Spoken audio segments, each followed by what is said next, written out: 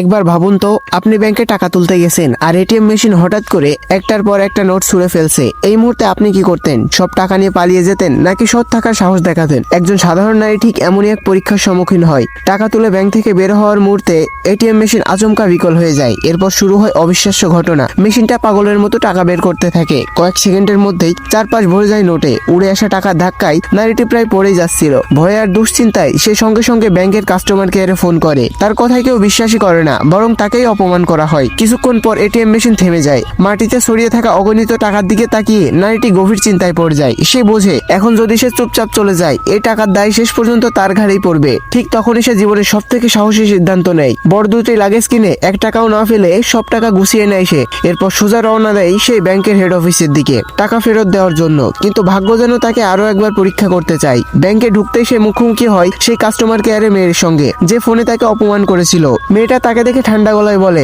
Office বন্ধ, তুমি কাল এসো। নারীটি তখন শান্তভাবে বলে, আমি টাকা তুলতে আসিনি, আমি টাকা ফেরত দিতে এসেছি। কথা শুনে লোকটা তাচ্ছিল্যের হাসি হেসে ফেলে। সে বিশ্বাস করে না, বরং গরিব বলে তাকে অপমান করে। পরিস্থিতি খারাপ দেখে ম্যানেজারকে ডেকে আনা হয়। কিছু না শুনেই ম্যানেজার তাকে ব্যাংক থেকে বের করে দেওয়ার নির্দেশ দেয়। কিন্তু চলে যাওয়ার আগে নারীটি ব্যাগ থেকে বের করে একটি দায় মুক্তির কাগজ। এখানে সই করুন, তারপর আমি চলে যাব।